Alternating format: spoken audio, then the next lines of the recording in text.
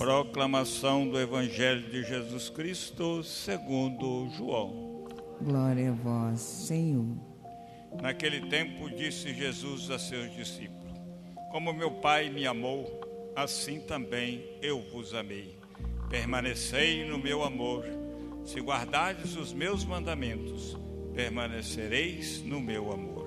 Assim como eu guardei os mandamentos de meu Pai e permaneço no seu amor. Eu vos disse isto, para que a minha alegria esteja em vós e a vossa alegria seja plena. Palavra da salvação. Glória a vós, Senhor. Onde amor e a caridade, Deus aí está. Onde amor e a caridade, Deus aí está. Irmãos e irmãs, estamos celebrando então a quinta-feira da quinta semana da Páscoa. O período pascal dura na igreja 40 dias. Após 40 dias, Jesus ressuscitado sobe aos céus. Vamos celebrar isso liturgicamente na festa da Ascensão do Senhor. Depois a igreja entra em novena, não é isso? Os apóstolos de Maria no cenáculo ficam 9 dias em oração. E aí 10 dias depois da festa da Ascensão, o Espírito é derramado, Pentecostes. Tempo pascal então, poderíamos dizer, são esses 40 dias, que não é um tempo cronológico, é um tempo teológico. Os 40 dias da Páscoa, em que Jesus ressuscitado esteve com a comunidade, foi o tempo em que Jesus preparou os discípulos, confirmou os discípulos na fé, porque a partir do momento em que ele sobe aos céus e o Espírito é derramado, é a igreja representada nos apóstolos, é a igreja que vai dar continuidade à obra inaugurada por ele. Então o tempo pascal foi um tempo em que os discípulos foram confirmados na fé, conviveram com Jesus, reaprenderam muitas coisas, muitos ensinamentos, para que depois eles pudessem, com fidelidade, continuar a obra inaugurada por ele. Um período muito bonito e que serve para nós. Nós não vivemos o tempo pascal de forma passiva, assistindo a tudo, não. Nós no tempo pascal também devemos assumir a nossa missão como discípulos missionários.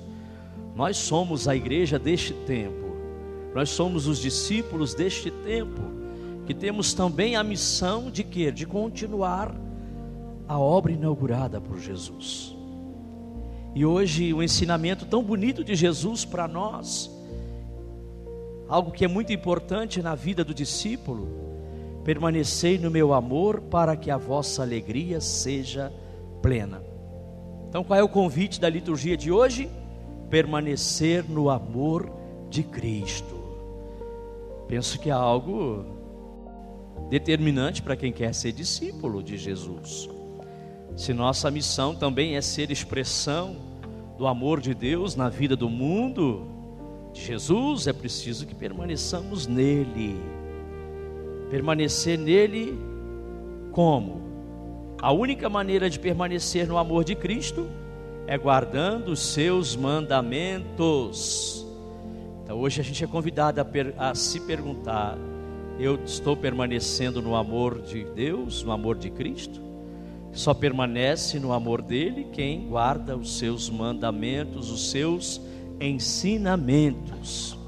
Então nesse tempo pascal, ressuscitado nos orienta. Se quisermos permanecer com ele, sermos fiéis a ele, verdadeiras testemunhas dele, é preciso que guardemos os seus mandamentos. E quem guarda os mandamentos de Cristo está sempre unido a ele. E é bom lembrar, ele dizia esta semana: sem mim nada podeis fazer. Foi isso? Eu sou a videira verdadeira, vocês são os ramos e meu Pai o agricultor. O ramo tem que estar sempre unido à videira, se alimentando dela. Por isso que a gente está aqui na missa, nos alimentando da videira verdadeira que é Jesus, o seu corpo, sangue, alma e divindade, sua palavra. Nos alimentamos de Jesus para que possamos produzir bons frutos, porque o ramo que não produz fruto é cortado e jogado fora. Então o segredo é estar unido a Jesus, é permanecer no amor de Jesus. E permanecer no amor de Jesus significa ser fiel, guardar os seus mandamentos.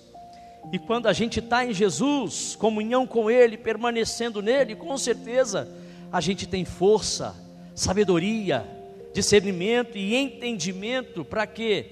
Para poder superar os problemas, as adversidades, as contrariedades da vida. Como a gente viu na primeira leitura de hoje, os apóstolos estavam unidos a Jesus e por isso tiveram sabedoria para resolver um grande problema na vida da comunidade. Logo no início, muita gente estava se convertendo ao cristianismo, gente que veio do judaísmo, mas também outros que estavam vindo do paganismo, e começa a ter um impasse aqui, porque aqueles que estavam vindo do judaísmo queriam impor o quê? A lei para os pagãos que estavam se convertendo.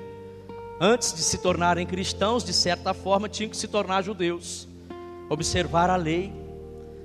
No outro contexto fala até da circuncisão, é preciso ser circuncidado antes de se tornar cristão. Então colocava como condição, em certa forma, a observância da lei para a salvação. E isso foi um assunto para um grande concílio, o primeiro concílio da igreja, o chamado Concílio de Jerusalém. E nessa discussão a gente ouviu aqui nos Atos dos Apóstolos, né? Sou do parecer que devemos parar de importunar os pagãos que se convertem a Deus. Queria colocar o fardo. A lei foi importante, foi pedagógica, teve uma importância num contexto. Agora, o que salva não é a observância da lei, é pela graça do Senhor Jesus que acreditamos ser salvos. Que bonito isso. Essa é a conclusão que chegam. Não há essa necessidade de observar a lei. O que nos salva é a graça de Deus. O que nos salva é acreditarmos, né? É pela graça de Jesus que somos salvos. Então, a salvação é aceitar Jesus Cristo como o único Senhor e Salvador de nossas vidas. É acolher a graça gratuita, né? A graça que é de graça, que Ele tem para nos oferecer. Como assim? Correspondendo, sendo fiel, buscando viver os seus mandamentos, os seus ensinamentos. Porque não é algo mágico, agora eu aceitei e acabou. Não, eu aceito praticando, sendo fiel, colocando em prática os mandamentos, os ensinamentos de Jesus. Então o que salva hoje é acolher, é crer em Jesus Cristo, é acolher como Senhor e Salvador das nossas vidas. Então é bonito isso, né? Esse discernimento que os apóstolos têm de numa grande reunião, num grande encontro, resolverem esses problemas, né? Decidem em assembleia um problema da comunidade.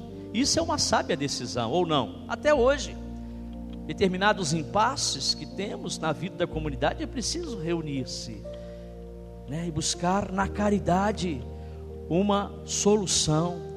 Então aqui durante a assembleia, Pedro toma a palavra e explica com sabedoria os mandamentos de Cristo, dando provas da permanência dele no seu amor.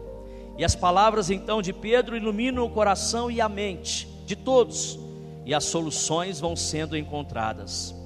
Paulo e Barnabé aqui então mostram a importância da conversão dos pagãos. São eles que após a conversão seriam a base do cristianismo, e isso é reconhecido por todos. Então diante disso, né, o apóstolo Tiago indica o caminho a seguir, ou seja, parar de importunar os pagãos com imposição de pesados fardos. fardos, e ele joga na cara, que nem mesmo os de origem judaica conseguem cumprir. Então, diante dessa situação, busca-se aqui um equilíbrio, buscando primar pela caridade pastoral. Às vezes precisa isso também entre nós, né? Muitos que chegam, às vezes a gente quer já impor um fardo pesado. Cuidado, paciência, respeito o processo. Então, às vezes, até mesmo entre nós, com aqueles que chegam, falta caridade. É ou não é? É um procedimento que devemos ter enquanto igreja que somos. Usar da caridade pastoral, para que aqueles que se achegam, né, principalmente os que vêm só para buscar sacramentos, a gente ter esse cuidado, esse carinho. Não se deve impor-lhes fardos pesados, muitas exigências, para não afastá-los de nós. Não se deve, ou melhor, os apóstolos nos ensinam, nesta leitura de hoje, a usar o bom senso, a caridade, acolher bem as pessoas sem oprimi-las, às vezes com exigências descabidas. Porém, só fazemos isso se nós estivermos unidos a Cristo, como o ramo está unido à videira, como a gente viu ontem no Evangelho. Então, meus irmãos e minhas irmãs, essa permanência só será possível se reconhecermos que Jesus nos ama e nos quer unidos a Ele. Portanto, o apelo de hoje é para quê? Que guardemos os seus ensinamentos. Quem guarda o ensinamento de Jesus ama Jesus, está unido a Ele.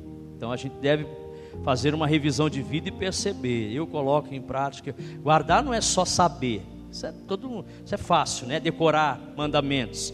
Eu já sei, eu já guardo, eu já guardei na minha cabeça todos os mandamentos, eu já guardei na minha cabeça todo o Evangelho. Mas e vive isso? Nem todo aquele que me diz Senhor, Senhor entrará mas somente o que ouve a palavra e a põe em prática. Então é preciso, o guardar aqui requer praticar, viver de acordo com. Lembra isso no domingo? Eu sou o caminho, a verdade e a vida. Ninguém chega ao Pai senão por mim. Ter Jesus como caminho, verdade e vida significa isso. Ser fiel a Ele, buscar praticar a palavra dEle. Porque às vezes a gente diz que Jesus é o caminho, mas começa a andar por outros caminhos. A gente diz que Jesus é a verdade, mas quantas outras pseudo-verdades a gente vai assimilando na nossa vida? E por causa disso a gente perde a oportunidade da vida, a vida eterna, que só Ele tem para oferecer para nós. Então, meus irmãos, o apelo de hoje é para que guardemos os ensinamentos de Jesus, pois à medida que vivemos os seus ensinamentos, Ele se manifesta em nós e em nossas ações. Olha que bonito. A partir do momento em que a gente guarda os mandamentos, vive os mandamentos, Jesus vai se manifestando em nós e através de nós. E as pessoas vão olhar e vão falar: nossa, tem algo de Jesus nessa pessoa. O jeito que ele fala, o jeito que ele pensa, me lembra Jesus Cristo. Eu falava isso domingo, né? Será que nós nos parecemos com Jesus? Assim como às vezes você olha para o seu filho e fala: é o pai, né? É a cara do pai, é o jeito do pai. Tem até os defeitos do pai. É igualzinho o pai dele. É igualzinho o pai dele. Olhar para ele é perceber nele o pai dele. Será que quando olham para nós, percebem Jesus? Porque Jesus falava isso domingo, né? Quem me vê, vê o Pai. Para Filipe, o diálogo dele com Filipe, ou seja, Jesus é sacramento do Pai. A humanidade teve a oportunidade de tocar o Pai, falar com o Pai, conviver com o Pai em Jesus. Jesus revelava. Por quê? Porque permanecia no amor do Pai, porque Ele e o Pai eram uma relação de amor. Mas e nós, quando olham para nós, quando as pessoas que não são cristãs, que não vêm à igreja, sua família que não vem à igreja, quando olha para você, começa a perceber que você tem algum jeitinho de Jesus? Se não consegue ver, tem alguma coisa errada na minha vida e na sua, porque sinal que nós não permanecemos nele. Se não permanecemos nele, como que a gente vai manifestá-lo? através das nossas ações. Deus se faz presente quando praticamos a sua palavra. Assim, meus irmãos, a vida se recobre de sentido e teremos a alegria plena. Por quê? Porque só Ele é capaz de dar sentido à nossa vida. Só Jesus. Você tem buscado sentido para a sua vida onde? Talvez uma vida fracassada, uma família fracassada, sonhos e projetos fracassados, porque não estamos vivendo em Jesus, porque Ele não faz parte dos nossos sonhos, projetos, porque não buscamos nele, fazer dele o caminho, a verdade e a vida. Por isso um fracasso. Mas quando a gente decide permanecer nele, no amor dele, ele se manifesta em nós, em nossas ações, e aí a vida se recobre de sentido e teremos alegria plena. É este o desejo de Deus para todos nós, pois a vontade de Deus, a sua vontade é que permaneçamos unidos no seu amor, para que sejamos discípulos, missionários, fiéis aos seus princípios. Então não sei se deu para entender, mas se não deu, vai ficar sem dar, porque não dá mais tempo, né? Mas que essa palavra de hoje nos inspire a sermos cristãos melhores, mais comprometidos, que possamos permanecer mais a partir de agora em Jesus, para que a nossa vida tenha mais sentido. Louvado seja o nosso Senhor Jesus Cristo.